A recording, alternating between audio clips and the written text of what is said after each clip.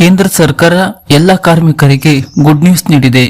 Gratuity ಮಾನದಂಡಗಳನ್ನು ಸಡಿಲಗೊಳಿಸಿದ್ದು, ಕಾರ್ಮಿಕ ವರ್ಗದವರಿಗೆ 1 ವರ್ಷ ಕೆಲಸ ಮಾಡಿದರೂ ಅವರಿಗೆ ಗ್ರಾಜ್ಯುಟಿ ಮೊತ್ತ ಕೈ ಸೇರಲಿದೆ. ಈ ಬದಲಾವಣೆಗಾಗಿ ಕಾರ್ಮಿಕ ಕಾನೂನುಗಳನ್ನು ತಿದ್ದುಪಡಿ ಮಾಡಲಾಗಿದೆ.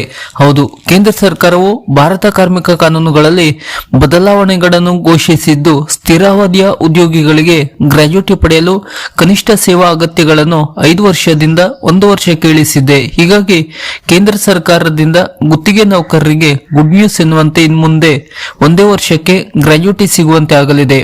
ಈ ಕ್ರಮವು ನವೆಂಬರ್ 21 ಶುಕ್ರವಾರ ಅನಾವರಣಗೊಂಡ ವ್ಯಾಪಕವಾದ ಪರಿಷ್ಕರಣೆಯ ಭಾಗವಾಗಿದೆ.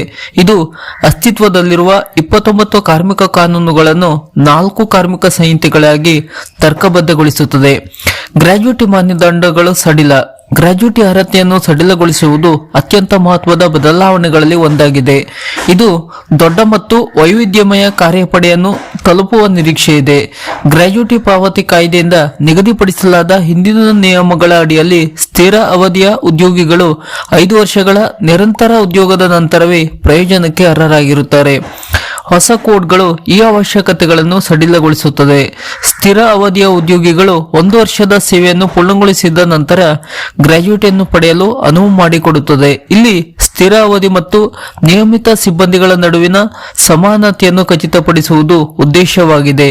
ನವೀಕರಿಸಿದ ನಿಬಂಧನೆಗಳು ಎಫ್ಟಿಇಗಳಿಗೆ ಶಾಶ್ವತ ಕಾರ್ಮಿಕರಂತೆಯೇ ಅದೇ ವೇತನ ರಚನೆ, ರಜೆ, ಅರ್ಹತೆಗಳು, ವೈದ್ಯಕೀಯ ಪ್ರಯೋಜನಗಳು ಮತ್ತು ಸಾಮಾಜಿಕ ಭದ್ರತಾ ವ್ಯಾಪ್ತಿಯನ್ನು ಖಾತರಿಪಡಿಸುತ್ತವೆ. ಈ ಜೋಡಣೆಯು ನೇರ ನೇಮಕಾತಿಯನ್ನು ಉತ್ತೇಜಿಸುತ್ತದೆ ಮತ್ತು ಅತಿಯಾದ ಗುತ್ತಿಗೆ ನೀಡುವಿಕೆಯನ್ನು ಕಡಿಮೆ ಮಾಡುತ್ತದೆ ಎಂದು ಸರ್ಕಾರ ನಂಬುತ್ತದೆ. ಸ್ಥಿರ ಅವಧಿಯ ಉದ್ಯೋಗಿಗಳನ್ನು ನಿಗದಿತ ಅವಧಿಗೆ ಅಥವಾ ನಿರ್ದಿಷ್ಟ ಯೋಜನೆಗೆ ನೇಮಿಸಿಕೊಳ್ಳಲಾಗುತ್ತದೆ. ಹೊಸ ನಿಯಮಗಳನ್ನು ಅವರನ್ನು ಶಾಶ್ವತ ಸಿಬ್ಬಂದಿಗೆ ಪರಿಗಣಿಸುವ ಗುರಿಯನ್ನು ಹೊಂದಿವೆ. ಬದಲಾವಣೆಗಳು ಅನೌಪಚಾರಿಕ ಗಿಗ್ ಪ್ಲಾಟ್ಫಾರ್ಮ್ ಕೆಲಸಗಾರರು, ವಲಸೆ ಕಾರ್ಮಿಕರು ಮತ್ತು ಮಹಿಳಾ ಉದ್ಯೋಗಿಗಳಿಗೂ ಸಹ ಒಳಗೊಂಡಿದೆ. ಇನ್ನು ಗ್ರಾಜ್ಯುಟಿ ಬಗ್ಗೆ ಮಾಹಿತಿ. ಗ್ರಾಜ್ಯುಟಿ ಎನ್ನುವುದು ವಿಸ್ತೃತ ಸೇವೆಗೆ ಮೆಚ್ಚುಗೆಯ ಸೂಚಕವಾಗಿ ಉದ್ಯೋಗದಾತರು ಕಾರ್ಮಿಕರಿಗೆ ಮಾಡುವ ಒಂದು ದೊಡ್ಡ ಮೊತ್ತದ ಆರ್ಥಿಕ ಪಾವತಿಯಾಗಿದೆ. ಸಾಂಪ್ರದಾಯಿಕವಾಗಿ ನೌಕರರು ರಾಜೀನಾಮೆ, ನಿವೃತ್ತಿ ಅಥವಾ ಇನ್ನೊಂದು ರೀತಿಯ ಪ್ರತ್ಯೇಕತೆಯ ನಂತರ ಕಡ್ಡಾಯ 5 ವರ್ಷಗಳ ಅವಧಿಯನ್ನು ಪೂರೈಸಿದ ನಂತರ ಅದನ್ನು ಪಡೆಯುತ್ತಾರೆ. ಪುನರ್ರಚಿಸಿದ ನಿಯಮಗಳೊಂದಿಗೆ ಸ್ಥಿರ ಅವಧಿಯು ಸಿಬ್ಬಂದಿ ಇನ್ನು ಮುಂದೆ ಅಷ್ಟು ಸಮಯ ಕಾಯಬೇಕಾಗಿಲ್ಲ. ಕಡಿಮೆ ಅರ್ಹತಾ ಅವಧಿಯು ಉದ್ಯೋಗಿಗಳಿಗೆ ಬಲವಾದ ಆರ್ಥಿಕ ಸ್ಥಿರತೆಯನ್ನು ನೀಡುತ್ತದೆ ಎಂದು ಸರ್ಕಾರ ನಿರೀಕ್ಷಿಸುತ್ತದೆ. ವಿಶೇಷವಾಗಿ ಉದ್ಯೋಗ ಬದಲಾವಣೆಗಳ ಸಮಯದಲ್ಲಿ ಭಾರತ ಕಾರ್ಮಿಕ ನಿಯಮಗಳ ಪ್ಯಾಚ್ ವರ್ಕ್ ಸ್ವಾತಂತ್ರ್ಯ ಪೂರ್ವ ಮತ್ತು ಸ್ವಾತಂತ್ರ್ಯ ನಂತರದ ದಶಕಗಳ ಹಿಂದಿನದು.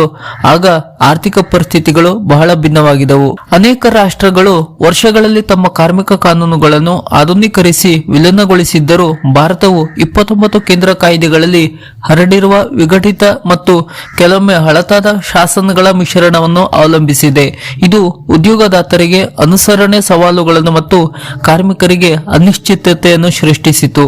4 ಕಾರ್ಮಿಕ ಸಂಹಿತೆಗಳ ಪರಿಚಯವು ಈ ಹಳೆಯ ರಚನೆಗಳನ್ನು ಹೆಚ್ಚು ಸುಸಂಬದ್ಧ ವ್ಯವಸ್ಥೆಯೊಂದಿಗೆ ಬದಲಾಯಿಸುತ್ತದೆ. ಉದ್ಯೋಗಿಗಳು ಮತ್ತು ವ್ಯವಹಾರಗಳೆರಡನ್ನೂ ಬೆಂಬಲಿಸುವುದು ಇವರ ಉದ್ದೇಶವಾಗಿದೆ. ಇದು ಹೆಚ್ಚು ಸುರಕ್ಷಿತ, ಉತ್ಪಾದಕ ಮತ್ತು ಜಾಗತಿಕ ಮಾನದಂಡಗಳಿಗೆ ಹೊಂದಿಕೆಯಾಗುವ ಕಾರ್ಯಪಡೆಯನ್ನು ಸಕ್ರಿಯಗೊಳಿಸುತ್ತದೆ. ಕೇಂದ್ರ ಸರ್ಕಾರ ತಂದಿರುವ ಈ ಹೊಸ ಕಾರ್ಮಿಕ ಕಾನೂನು ಬದಲಾವಣೆಗಳು ಕಾರ್ಮಿಕರಿಗೆ ಹೆಚ್ಚಿನ ಉಪಯೋಗ ದೊರೆಯಲಿದೆ. ಇದು ಕಾರ್ಮಿಕರಿಗೆ ಬದಲಾವಣೆ ತಂದಿರುವ ಗ್ರಾಜ್ಯುಟಿ ಬಗ್ಗೆ ಮಾಹಿತಿ. ಸರ್ಕಾರದ ಇತರದ ಇನ್ನಷ್ಟು ಮಾಹಿತಿಗಳಿಗಾಗಿ ನಮ್ಮ ಚಾನೆಲ್ ಅನ್ನು ಸಬ್ಸ್ಕ್ರೈಬ್ ಮಾಡಿ ನಮ್ಮನ್ನು ಕೂಡ ಬೆಂಬಲಿಸಿ. ನಮಸ್ಕಾರ.